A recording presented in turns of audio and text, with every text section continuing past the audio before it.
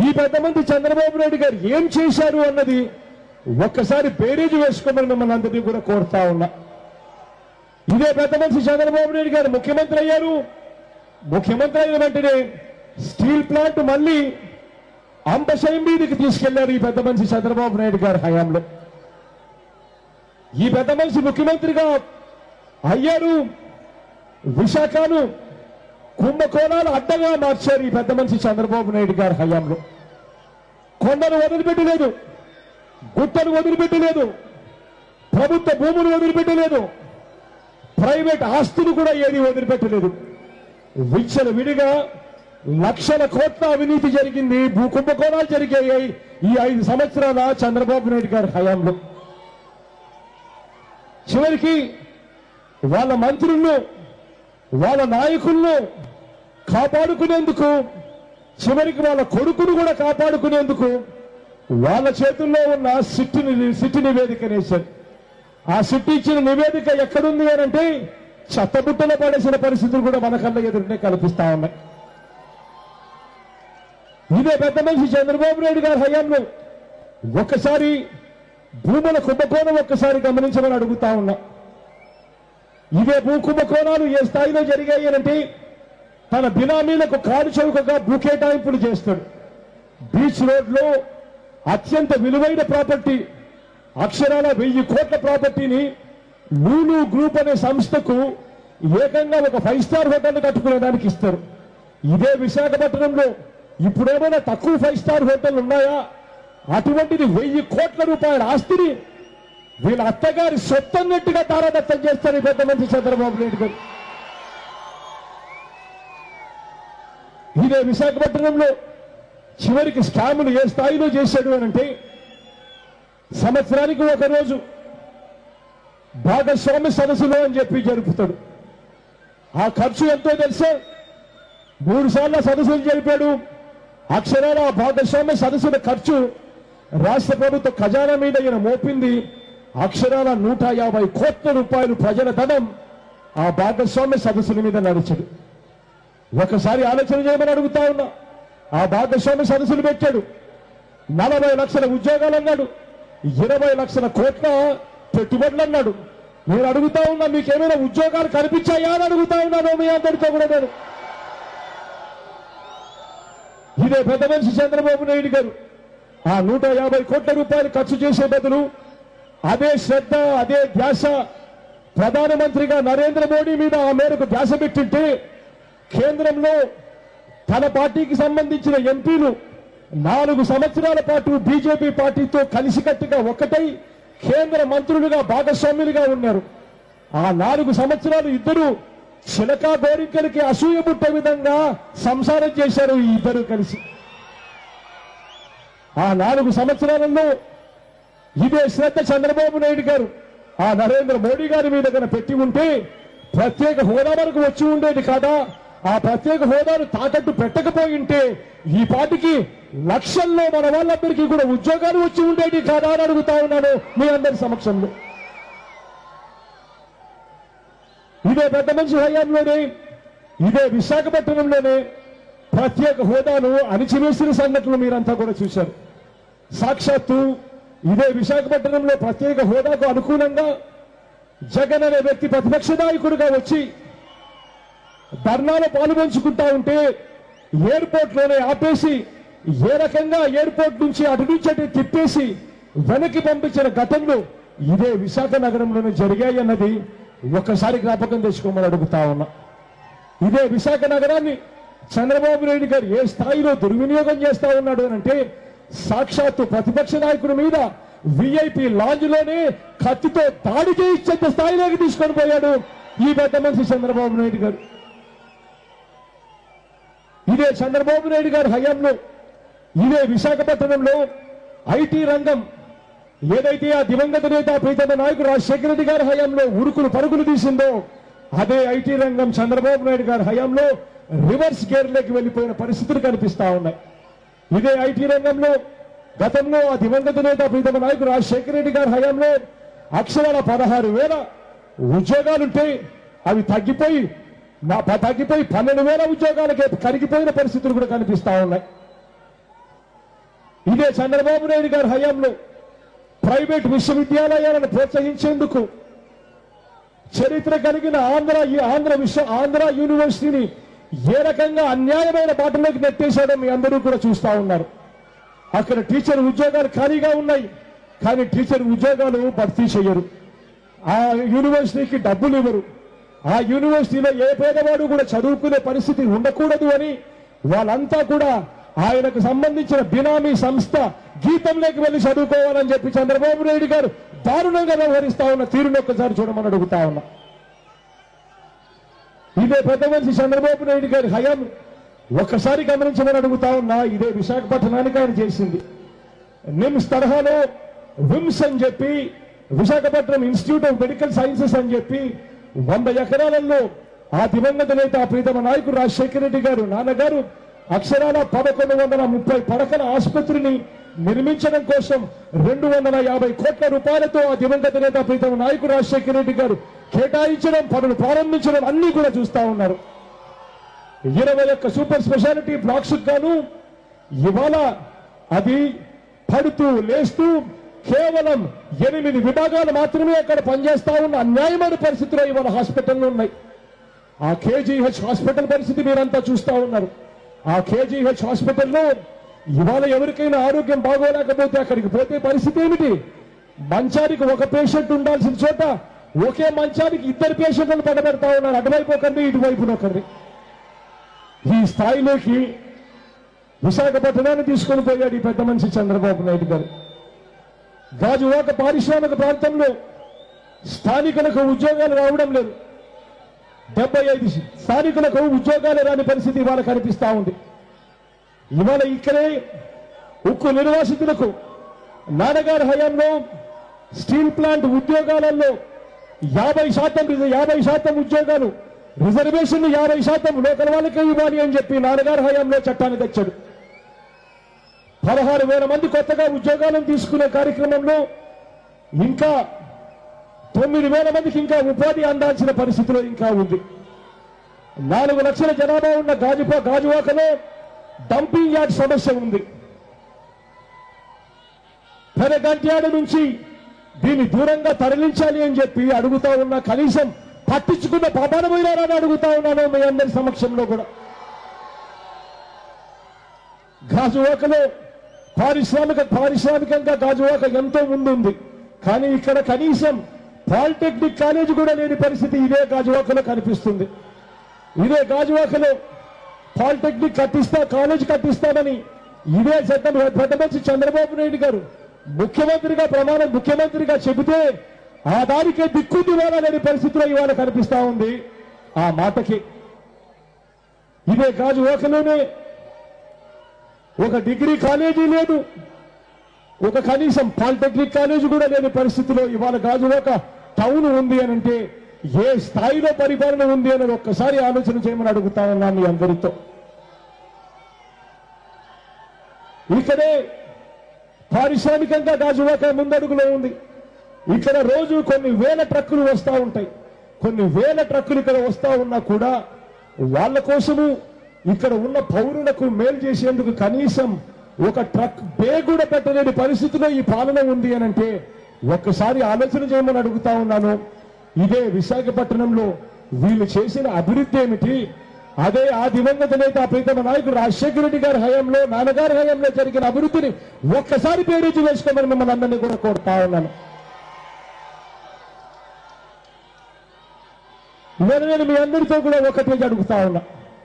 ఇవాళ ఏ పట్టణానికి వెళ్ళినా, ఏ గ్రామానికి వెళ్ళినా ఇవాళ 3,648 కిలోమీటర్లు సాగింది నా పాదయాత్ర. ఆ 3,488 కిలోమీటర్లు నా పాదయాత్రను నిజంగా నేను చేయగలిగాను అని అంటే అది ఆ దేవుడి దయతో మీ అందరి చల్లని దీవెనతోనే చేయగలిగాను అని గర్వంగా కూడా చెప్తా. ఆ పాదయాత్రలో ఏ గ్రామానికి వెళ్ళినా, ఏ పట్టణానికి వెళ్ళినా కూడా, ఏ ఇంట్లో నుంచి చూసినా కూడా వినిపించిన సమస్య అన్నా ఉద్యోగం లేదన్నా అనే సమస్య వినిపిస్తా ఉంది. ఇవాళ ఒక్కసారి ఆలోచన చేయమని అడుగుతా ఉన్నా. ఈ 5 సంవత్సరాల చంద్రబాబు నాయుడు గారి పాలనలో ఎన్నికలకు ముందు ఈ పెద్ద మనిషి చంద్రబాబు నాయుడు గారు ఏం చెప్పారు ఒక్కసారి గుర్తుకు తెచ్చుకోమని అడుగుతా ఉన్నాను మీ అందరితో. ఆ రోజు ఈ పెద్ద మనిషి అన్న మాటలు, జాబ్ రావాలి అంటే ఏమన్నాడు?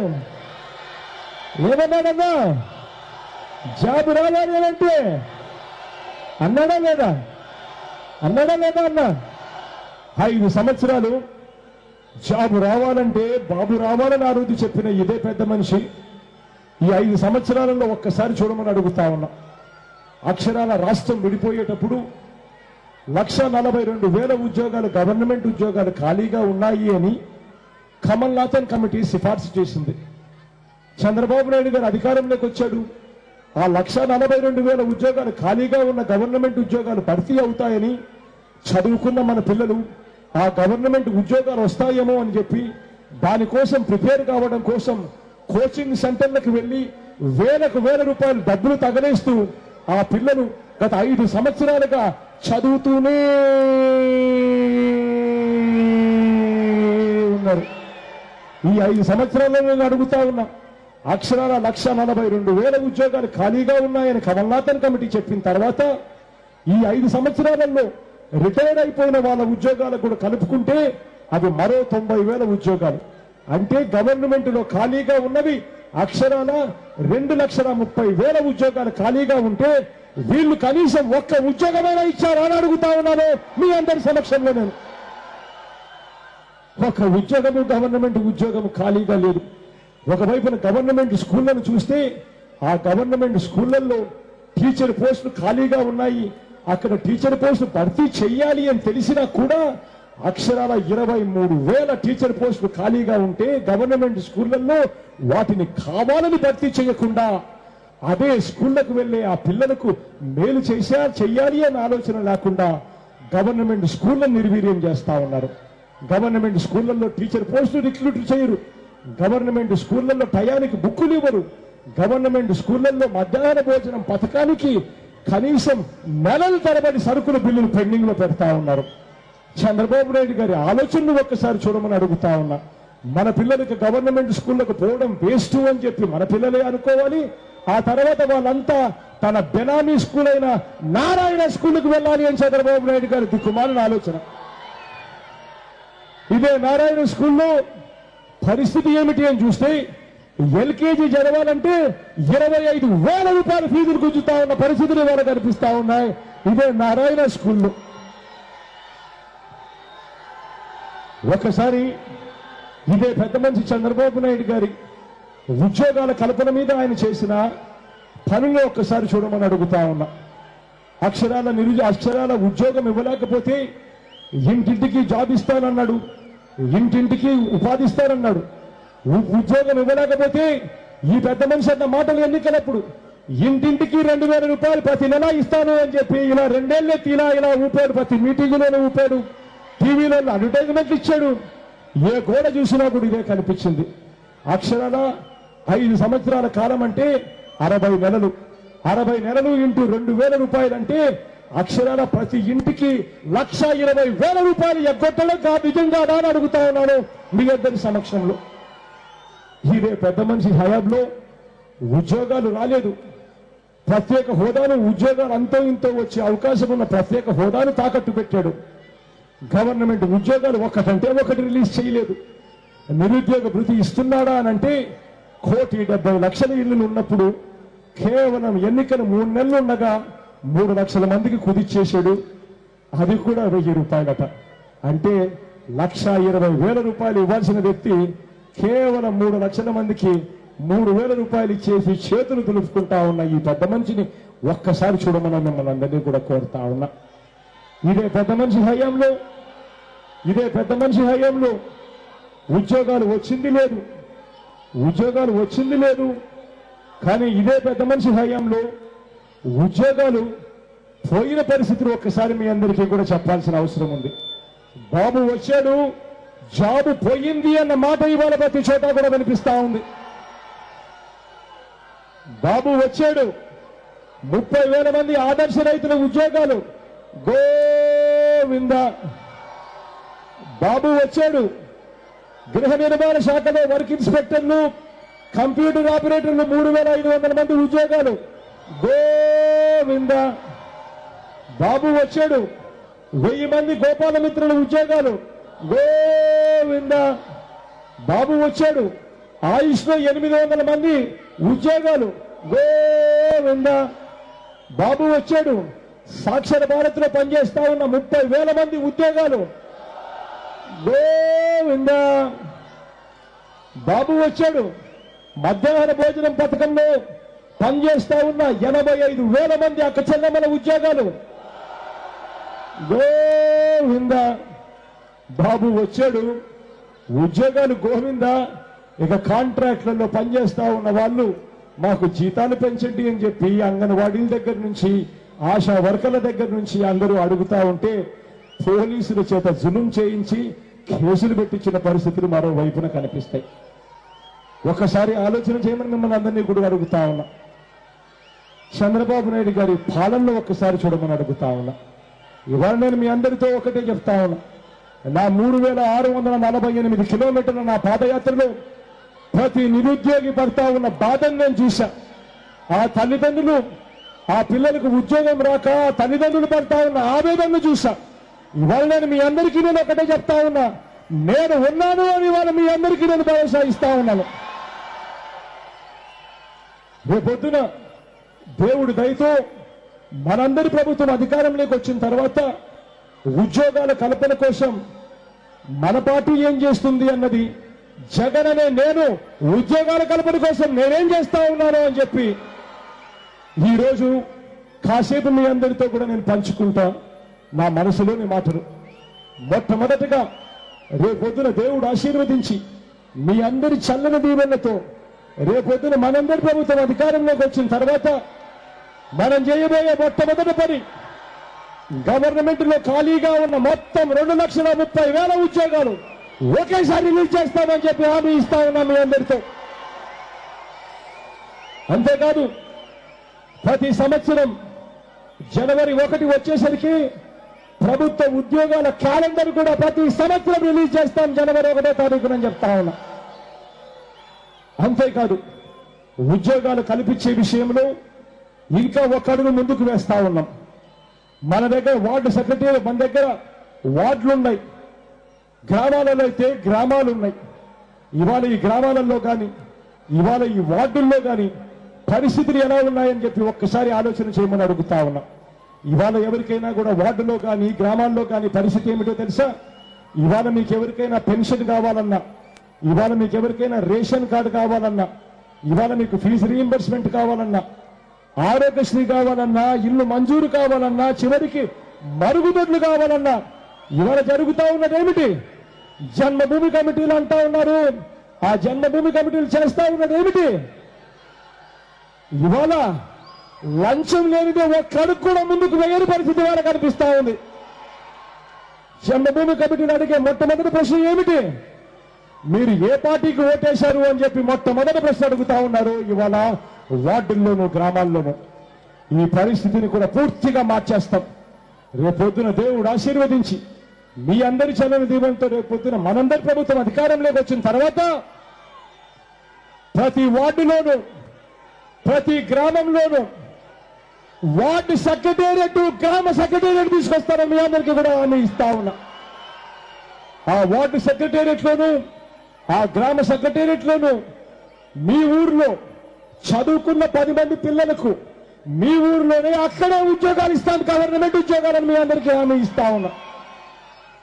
ప్రతి ఊర్లోనూ ప్రతి వార్డులోనూ గ్రామ సెక్రటేరియట్, వార్డు సెక్రటేరియట్ పెట్టి చదువుకున్న 10 మంది మీ పిల్లలకు అక్కడే గవర్నమెంట్ ఉద్యోగాలు ఇచ్చి గ్రామ సెక్రటేరియట్లోను వార్డు సెక్రటేరియట్లోను కూర్చోబెడతాం. వాళ్ళు అక్కడ కూర్చున్న తర్వాత మీకు రేపొద్దున పెన్షన్ కావాలన్నా, రేషన్ కార్డు కావాలన్నా, ఇల్లు మంజూరు కావాలన్నా, ఆరోగ్యశ్రీ కావాలన్నా, ఫీజు రీయింబర్స్మెంట్ కావాలన్నా, లేకపోతే నవరత్నాల్లో మనం చెప్పిన ఏ పథకమైనా కూడా ఏది కావాలన్నా కూడా ఎవరికి మీరు లంచాలు ఇవ్వాల్సిన పని లేదు, ఎవరి చుట్టూ మీరు తిరగాల్సిన పని లేదు.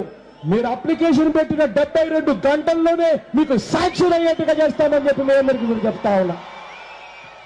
ఇది ఇచ్చేటప్పుడు కులం చూడం, మతం చూడం, రాజకీయాలు చూడం, పార్టీలు కూడా చూడమని చెప్పి మీ అందరికీ కూడా హామీ ఇస్తా ఉన్నా. దీనివల్ల ప్రతి వార్డులోనూ ప్రతి గ్రామంలోనూ 10 మందికి అక్కడే ఉద్యోగాలు వస్తాయని చెప్పి మరొకసారి చెప్తా ఉన్నా. ఇక ఆ తర్వాత ఉద్యోగాలు కల్పించే విషయంలో ఇంకా ఒక అడుగు ముందుకు వేస్తా ఉన్నాం. అదేమిటి అని అంటే ప్రతి వార్డులోనూ ప్రతి గ్రామంలోనూ 50 ఇళ్లకు ఒకరిని చదువుకున్న వాళ్ళను గ్రామ వాలంటీర్ గాను వార్డు వాలంటీర్ గాను ఉద్యోగాలు ఇస్తాం. గౌరవ వేతనం కింద వాళ్ళకి 5,000 రూపాయల డబ్బులు కూడా ఇస్తామని చెప్పి కూడా చెప్తా ఉన్నా. ఆ చదువుకున్న పిల్లలు ఎవరైతే ఉంటారో ఆ చదువుకున్న పిల్లలు సేవా దృక్పథం ఉన్న వాళ్ళు గ్రామ వాలంటీర్ గా వాళ్ళకు ఉద్యోగాలు ఇస్తాం. వాళ్ళకి ఇంకా బయట ఎక్కడైనా కూడా ఇంతకన్నా మెరుగైన జీతాలు ఎక్కడైనా బయట వచ్చేంత వరకు వాళ్ళంతా కూడా ఆ గ్రామంలోనే సేవలు అందిస్తారు. ఈ గ్రామ వాలంటీర్లు కానీ ఈ వార్డు వాలంటీర్లు కానీ వీళ్ళు ఏం చేస్తారు అని అంటే ఆ 50 ఇళ్లకు సంబంధించిన పూర్తి బాధ్యతలు ఈ గ్రామ వాలంటీరు వార్డు వాలంటీరు తీసుకుంటారు. వీళ్ళు గ్రామ సెక్రటేరియట్ తోనూ వార్డు సెక్రటేరియట్ తోనూ అనుసంధానమై పనిచేస్తారు. ఇవాళ మీకు రేషన్ బియ్యం కావాలన్నా, పెన్షన్ కార్డు కావాలన్నా, ఆరోగ్యశ్రీ కావాలన్నా, ఫీజు రీయింబర్స్మెంట్ కావాలన్నా, లేకపోతే నవరత్నాల్లో మనం చెప్పిన ఇంకా ఇతర పథకాలు ఏది కావాలన్నా కూడా ఈ 50 ఇళ్లకు సంబంధించిన పూర్తి బాధ్యత ఈ వార్డు వాలంటీరు గ్రామ వాలంటీరు తీసుకుని వీటి కోసం మీరు ఎవరు చుట్టూ తిరగాల్సిన పని లేదు, ఎవరికి లంచాలు ఇవ్వాల్సిన పని లేదు. నేరుగా బియ్యం దగ్గర నుంచి పెన్షన్ దగ్గర నుంచి ప్రతి పథకం కూడా నేరుగా మీ ఇంటి దగ్గరికి వచ్చి మీ తలుపులు కొట్టి మీకు డోర్ డెలివరీ చేస్తారని చెప్పి హామీ ఇస్తా ఉన్నా మీ అందరికీ. దీనివల్ల అక్షరాల ప్రతి వార్డులోనూ ప్రతి గ్రామంలోనూ ప్రతి 50 ఇళ్లకు ఒకరికి ఖచ్చితంగా వాలంటీర్ గా ఉద్యోగం కూడా వచ్చే కార్యక్రమం జరుగుతుందని చెప్తా ఉన్నా. ఆ తర్వాత ఉద్యోగాలు ఇచ్చే విషయంలో ఇంకొక అడుగు కూడా ముందుకు వేస్తా ఉన్నా. ఇవాళ మన గవర్నమెంట్ లో కాంట్రాక్టులు ఉన్నాయి. ఏపీఎస్ ఆర్టీసీ బస్సులు అద్దెకు తీసుకోవడం దగ్గర నుంచి మొదలు పెడితే కార్లు అద్దెకు తీసుకోవడం దగ్గర నుంచి ఇంకా రకరకాల గవర్నమెంట్ కాంట్రాక్టులలో ఆదాయాన్ని మిగిలిచ్చే కాంట్రాక్టులు చాలా ఉన్నాయి. కానీ ఇవాళ ఏం జరుగుతా ఉంది? ఏపీఎస్ ఆర్టీసీ బస్సులు అద్దెకు తీసుకోవాలంటే ఆ కాంట్రాక్టులు ఎవరికి ఇస్తా ఉంది? Kasineni travels, JC brothers. ఎవరు వీళ్ళంతా? తెలుగుదేశం పార్టీ ఎంపీలు ఇట్లా డోళ్ళకి ఇస్తా ఉన్నారు. ఇవి పూర్తిగా మార్చేస్తాం. బస్సులు అద్దెకు తీసుకోవడం దగ్గర నుంచి, కార్లు అద్దెకు తీసుకోవడం దగ్గర నుంచి ఇంకా ఇతరత్ర గవర్నమెంట్ కాంట్రాక్టులు ఏదైతే ఆదాయం వచ్చే కాంట్రాక్టులు ఉన్నాయో అవన్నీ కూడా మొత్తం కూడా నిరుద్యోగ యువతకే వచ్చేట్టుగా చట్టాన్ని తీసుకొస్తాం. అసెంబ్లీలో చట్టం చేసేస్తాం. అసెంబ్లీలో చట్టాన్ని తీసుకురావడమే కాదు, ఇంకా ఒక అడుగు ముందుకు వేస్తాం. ఈ గవర్నమెంట్ కాంట్రాక్టులలో 50% ఎస్సీలకు, ఎస్టీలకు, బీసీలకు, మైనారిటీలకు రిజర్వేషన్ల కింద కూడా పెడతామని చెప్పి కూడా చెప్తా ఉన్నా. ఇక ఉద్యోగాల విషయంలో ఇక చివరి అడుగు ఇంకొక అడుగు. ఆ అడుగు రేపొద్దున దేవుడు ఆశీర్వదించి మీ అందరి చల్లని దీవెనలతో మన పార్టీ రేపొద్దున 25కి 25 ఎంపీ సీట్లు గెలుచుకోవాలి.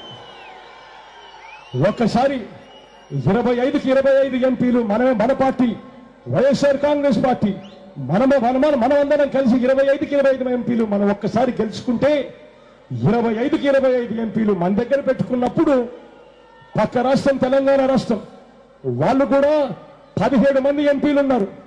వాళ్ళు కూడా మనకు జత అవుతామంటున్నారు. వాళ్ళు కూడా 17 మంది కూడా మనకు కలిస్తే ఆ 17 మంది మన దగ్గర ఉన్న 25 మంది ఎంపీలు మొత్తం 42 మంది ఎంపీలు ఒకే దాని మీదకి వచ్చి ప్రత్యేక హోదా కావాలి అని చెప్పి నినాదం తీసుకుంటే ఇవాళ కేంద్రంలో పరిస్థితి మీరు చూస్తా ఉన్నారు. ఏ ఒక్కరికి పూర్తి మెజారిటీ వచ్చే పరిస్థితి కనిపించడం లేదు. ప్రధానమంత్రి ఎవడవుతాడో ఎవరికీ తెలియదు. కానీ ఎవడన్నా కానీ ప్రధానమంత్రి ఒక్కసారి 42 మంది ఎంపీలు ఒకే తాటి మీదకి వచ్చి ప్రత్యేక హోదా ఇస్తే మేము మద్దతు ఇస్తాము అని చెప్పి నినాదం అందుకుంటే ప్రత్యేక తర్వాతనే సపోర్ట్ చేసే పరిస్థితిని తీసుకొని వస్తామని మీ అందరికీ కూడా చెప్తా ఉన్నా. ఒక్కసారి ప్రత్యేక హోదా మన రాష్ట్రానికి వచ్చిందంటే ఆ తర్వాత ఆ ప్రత్యేక హోదా ద్వారా పరిశ్రమలు వస్తాయి, హోటళ్ళు వస్తాయి, హాస్పిటళ్ళు వస్తాయి. ఎందుకు వస్తాయి తెలుసా? ఎందుకు వస్తాయి అని అంటే ఇన్కమ్ ట్యాక్స్ కట్టాల్సిన పనుల, ఎందుకు వస్తాయి అంటే జిఎస్టీ కట్టాల్సిన పనుల. ఎప్పుడైతే ఇన్కమ్ ట్యాక్స్ కట్టాల్సిన పని లేదో, ఎప్పుడైతే జిఎస్టీ కట్టాల్సిన పని లేదో అప్పుడు పరిశ్రమలు వస్తాయి, ఐటీ స్పేస్ వస్తుంది, ఫ్యాక్టరీలు వస్తాయి, హాస్పిటల్స్ వస్తాయి, హోటళ్ళు వస్తాయి, అన్ని కూడా పరిగెత్తుకుంటూ వస్తాయి. ప్రతి జిల్లా ఒక హైదరాబాద్ అయ్యే పరిస్థితి వస్తుంది అని మీ అందరితో కూడా చెప్తా ఉన్నా. ఉద్యోగాల విప్లవం అప్పుడు వస్తుంది.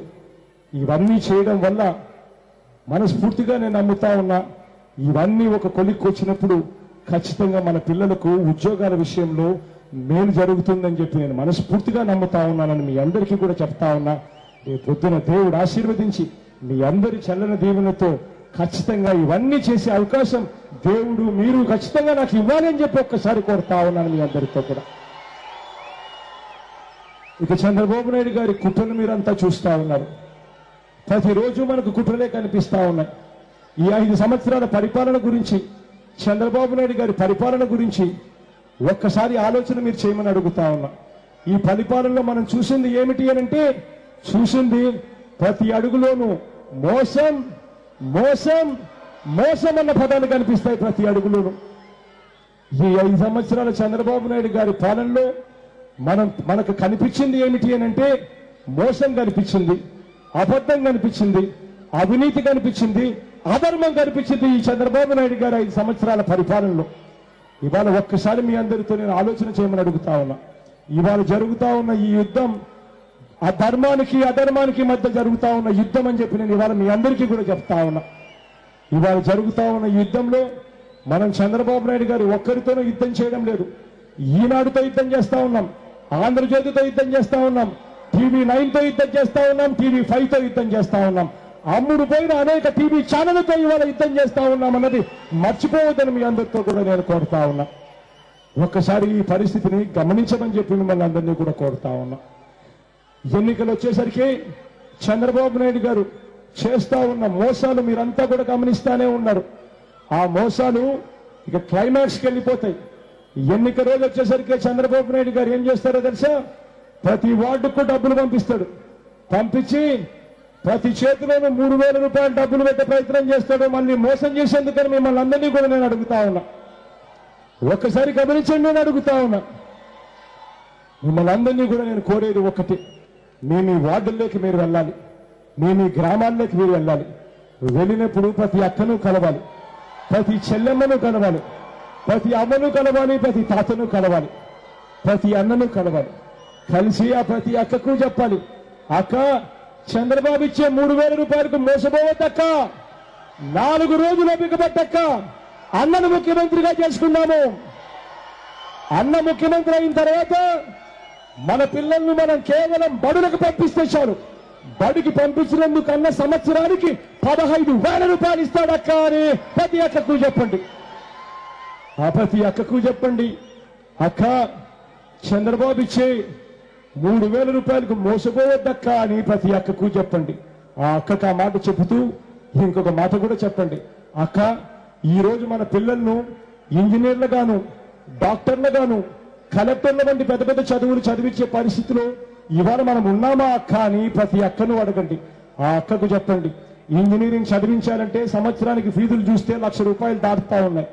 చంద్రబాబు నాయుడు గారి హయాంలో ఫీజు రీఇంబర్స్మెంట్ పథకాన్ని పూర్తిగా నీరుగారుస్తూ కత్తరిస్తూ పోతా ఉన్నారు. ఈ రోజు మన పిల్లలను చదివించాలంటే మన ఆస్తుల ఇవాళ చదివించే పరిస్థితిలో మనం ఉన్నామా అక్క అని ప్రతి అక్కకు చెప్పండి. ఆ ప్రతి అక్కకు చెప్పండి, అక్క చంద్రబాబు ఇచ్చే 3,000కు మోసపోవద్దక్క, 4 రోజులు ఓపిక పట్టక్క, అన్నను ముఖ్యమంత్రిగా చేసుకున్నాము. అన్న ముఖ్యమంత్రి అయిన తర్వాత మన పిల్లలను డాక్టర్ల వంటి పెద్ద పెద్ద చదువులు అన్న ఎన్ని లక్షలైనా పర్వాలేదు, పెద్ద పెద్ద చదువులు అన్న ఎన్ని లక్షలైనా పర్వాలేదు అన్న చదివిస్తాడక్క అని ప్రతి అక్కకు చెప్పండి. ఆ ప్రతి అక్కకు చెప్పండి, చంద్రబాబు ఇచ్చే 3,000కు మోసపోవద్దక్క అని చెప్పండి. పొదుపు సంఘాల్లో ఉన్న అక్కలకు చెప్పండి, పొదుపు సంఘాల్లో ఉన్న చెల్లెమ్మలకు చెప్పండి, అక్క అక్క 5 సంవత్సరాలు చంద్రబాబు నాయుడు గారికి సమయం ఇచ్చామక్క. 5 సంవత్సరాలలో ఆయన ఎన్నికలప్పుడు రుణాలు మాఫీ చేస్తాను అని అన్నాడు. ఈ 5 సంవత్సరాలలో కనీసం ₹1 మాఫీ చేశాడా అక్క అని ప్రతి అక్కను అడగండి. ₹1 చేశాడా అక్క అని ప్రతి అక్కను అడగండి. ఆ ప్రతి అక్కకు చెప్పండి, అక్క ఈ పెద్ద మనిషి చంద్రబాబు నాయుడు గారు ₹1 మాఫీ చేయకపోగా ఈ పెద్ద మనిషి చేసిన అన్యాయం చూడక్క. ఈ పెద్ద మనిషి రాకముందు, ఇంతకు ముందు ప్రభుత్వంలో 0 వడ్డీకే రుణాలు ఇచ్చే పథకం ఉండేది. ఈ పెద్ద మనిషి ముఖ్యమంత్రి అయిన తర్వాత 0 వడ్డీ పథకం పూర్తిగా రద్దు చేశాడక్క అని చెప్పి ప్రతి అక్కకు చెప్పండి. ఆ ప్రతి అక్కకు చెప్పండి, అక్క చంద్రబాబు ఇచ్చే ₹3,000 మోసపోవద్దక్క. చంద్రబాబు చేసే పసుపు కుంకుమ డ్రామాకు అస్సలు మోసపోవద్దక్క అని ప్రతి అక్కకు చెప్పండి. ఆ అక్కకు చెప్పండి, 4 రోజులు ఓపిక పట్టక్క, అన్నను ముఖ్యమంత్రిగా చేసుకుందాం. అన్న ముఖ్యమంత్రి అయిన తర్వాత పొదుపు సంఘాల్లో ఉన్న అక్కలకు ఎన్నికల తేదీ వరకు వాళ్ళకి ఎంతైతే రుణాలుంటాయో ఆ మొత్తం రుణాలన్నీ కూడా 4 దఫాల్లో నేరుగా అక్క సంఘముల చేతికి అన్న ఇస్తాడు అని ప్రతి అక్కకు చెప్పండి. ఆ ప్రతి అక్కకు చెప్పండి. అంతేకాదక్క, గతంలో 0 వడ్డీకి రుణాలు ఇచ్చే రోజులు అప్పట్లో ఆ దివంగత నేత ప్రీతమ నాయకుడు రాజశేఖర రెడ్డి గారు రాజన్న రాజ్యంలో చూశాం. మళ్లీ 0 వడ్డీకే రుణాలు రావాలి అనంటే అది రాజన్న బిడ్డ జగనన్నతోనే సాధ్యము అని ప్రతి అక్కకు చెప్పండి. ప్రతి అక్కకు చెప్పండి, అక్క చంద్రబాబు ఇచ్చే ₹3,000 మోసపోవద్దక్క అని ప్రతి అక్కకు చెప్పండి. ఆ పేదరికంలో ఉండి అల్మతిస్తా ఉన్న ఆ బీసీ అక్కలకు చెప్పండి, ఆ ఎస్సీ అక్కలకు చెప్పండి, ఆ ఎస్టీ అక్కలకు చెప్పండి, ఆ మైనారిటీ అక్కలకు చెప్పండి. 45 సంవత్సరాల నుంచి 60 సంవత్సరాల మధ్యలో ఉన్న ఆ ప్రతి అక్కను కలిసి ప్రతి అక్కకు చెప్పండి, అక్క చంద్రబాబు ఇచ్చే ₹3,000 మోసపోవద్దక్క. 4 రోజులు ఓపిక పట్టక్క, అన్నను ముఖ్యమంత్రిగా చేసుకుందాం. ఆ తర్వాత అన్న వైఎస్ఆర్ చేయూతన్న పథకాలు తీసుకొస్తా ఉన్నాడు అని ప్రతి అక్కకు చెప్పండి. ప్రతి అక్క చేతిలోనూ అన్న ₹75,000 పెడతాడు దఫాలుగా అని ప్రతి అక్కకు చెప్పండి. ప్రతి అక్కకు చెప్పండి, చంద్రబాబు చేసే మోసాలకు మోసపోవద్దక్క అని ప్రతి అక్కకు చెప్పండి. ఇలా నవరత్నాల్లోని ప్రతి అంశము ప్రతి ఇంటికి తీసుకొని పోండి, ప్రతి అక్క దగ్గరికి తీసుకొని పోండి, ప్రతి చెల్లెమ్మ దగ్గరికి తీసుకొని పోండి, ప్రతి అవ్వ దగ్గరికి తీసుకొని పోండి, ప్రతి తాత దగ్గరికి తీసుకొని పోండి. మరీ ముఖ్యంగా ప్రతి అవ్వ దగ్గరికి మీరు వెళ్ళినప్పుడు ఆ అవ్వను ఒకే ఒక్క మాట అడగండి, అవ్వ ఇవ్వాలంటే ఎన్నికలు వచ్చాయి అవ్వ, ఎన్నికలకు రాకమునుపు 2 నెలల కిందట మీకు పెన్షన్ ఎంత ఇచ్చేవారవ్వా అని ఆ అవ్వను అడగండి. ఆ అవ్వ మీతో అంటుంది, పెన్షన్ ఇచ్చేవాళ్ళు కాదు నాన్న అని ఇలా అంటుంది. లేకపోతే 2 నెలల కిందట పెన్షన్ ₹1,000 ఇచ్చేవాళ్ళు నాన్న అని ఇలా ఏలెత్తి చూపిస్తుంది. అప్పుడు ఆ అవ్వను ఒకే ఒక్క మాట అడగండి, అవ్వ ఎన్నికలే రాకపోయింటే, జగనన్నే 2,000 ఇస్తాను అని చెప్పకపోయింటే ఈ చంద్రబాబు 2,000 ఇచ్చేవాడేనా అవ్వా అని ప్రతి అవ్వను అడగండి. ఆ ప్రతి తాతను అడగండి, ఆ అవ్వను అడగండి, ఆ తాతను అడగండి. ఆ అవ్వకు చెప్పండి, అవ్వ చంద్రబాబు చేసే మోసాలకు మోసపోవద్దవ్వా అని ప్రతి అవ్వకు చెప్పండి. 4 రోజులు ఓపిక పట్టావా, తర్వాత మీ మనవడు ముఖ్యమంత్రి అవుతాడు అని ప్రతి అవ్వకు చెప్పండి. మనవడు ముఖ్యమంత్రి అయిన తర్వాత పెన్షన్ 3,000 పెంచుకుంటూ పోతాడు అని ప్రతి అవ్వకు చెప్పండి. నవరత్నాలు ప్రతి అంశము ప్రతి ఇంటికి కూడా తీసుకొని పోమని మిమ్మల్ని అందరినీ కూడా ప్రాధేయపడతా ఉన్నా. ఈ చెడిపోయిన రాజకీయ వ్యవస్థ మారాలి. ఈ చెడిపోయిన ఈ రాజకీయ వ్యవస్థలోకి విశ్వసనీయత అన్న పదానికి అర్థం రావాలి. ఏదైనా రాజకీయ నాయకుడు ఒక మాట చెప్తే ఆ చెప్పింది ఎన్నికల ప్రణాళికలో పెట్టి ప్రజలను ఓటడిగి ప్రజల చేత ఓటు వేయించుకుని గెలిచిన తర్వాత ఆ రాజకీయ నాయకుడు అది చేయకపోతే తన పదవికి తాను రాజీనామా చేసి ఇంటికి వెళ్లిపోయే పరిస్థితి తీసుకొని రావాలి. అప్పుడే ఈ చెడిపోయిన ఈ రాజకీయ వ్యవస్థలోకి మార్పు వస్తుంది. విశ్వసనీయత అన్న పదానికి అర్థం వస్తుంది. ఈ మార్పు తీసుకొని రమ్మని మిమ్మల్ని అందరినీ కూడా కోరుతూ మీ చల్లని దీవెనలు, మీ చల్లని ఆశీస్సులు. నా పక్కనే నాగిరెడ్డి ఉన్నాడు, మీ అందరికీ కూడా పరిచయస్తుడు.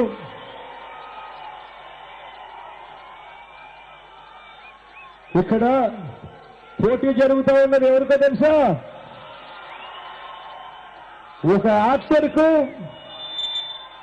ఒక లోకల్ హీరోకు మధ్య జరుగుతూ ఉంది పోరాటం. ఈ లోకల్ హీరో గురించి చెప్పాలి.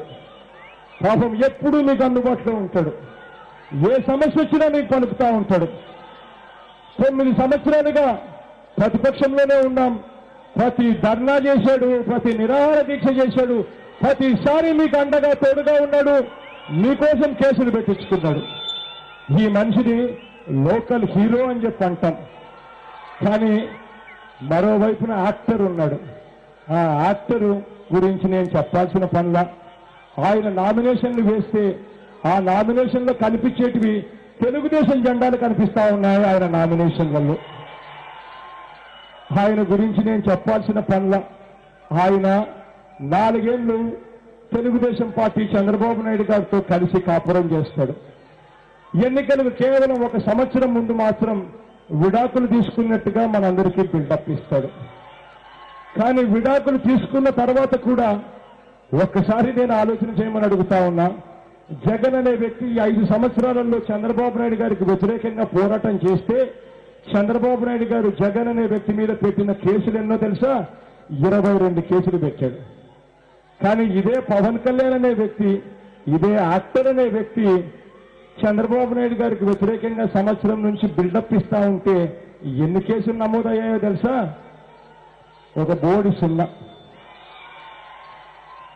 అంటే ఇంక అర్థం చేసుకోండి, వాళ్ళంతా కూడా ఏ రకంగా కలిసికట్టుగా ఒక్కటై కుట్రలు పండుతా ఉన్నారు అన్నది మీరే ఆలోచన చేసుకోమని మిమ్మల్ని అందరినీ కూడా కోరుతా ఉన్నా. మీ చల్లని దీవెనలు, చల్లని ఆశీస్సులు నాగరికంగా ఉంచవలసిందిగా సవినయంగా పేరు పేరున ప్రార్థిస్తా ఉన్నా. అదే రకంగా నా కుడివైపున ఎంవిడి అన్నున్నాడు, మన పార్టీ తరఫున ఎంపీగా నిలబడతా ఉన్నాడు. మీ చల్లని దీవెనలు, చల్లని ఆశీస్సులు తనపై కూడా ఉంచవలసిందిగా సవినయంగా చేతులు జోడించి పేరు పేరున ప్రార్థిస్తా ఉన్నాం. మన గుర్తు తెలియని వ్యక్తులు ఎవరైనా ఉంటారేమో ఒక్కసారి గుర్తును చూపిస్తా, భయం ఉంచి గుర్తును చూడవలసిందిగా ప్రార్థిస్తా ఉన్నాను. అక్క, మన గుర్తక్క, సానక్క, సానక్క, సానమ్మ, అక్క మన గుర్తు సానక్క, సానన్న, సానన్న, సానన్న, అన్నా సానన్న, సానన్న, సానన్న.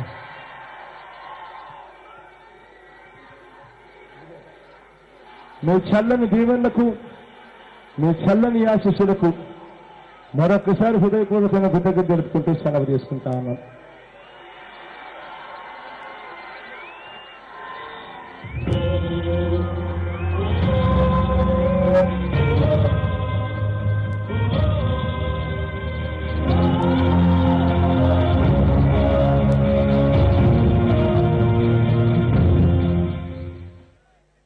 గంగవరం పోర్టు నిర్మాణం వలన కలుషితమైన గంగవరం గ్రామాన్ని తరలించి పునరావాసం ఏర్పాటు చేస్తే బాగుంటుంది అని ఈ డిమాండ్ ఎప్పటి నుంచి ఉంది.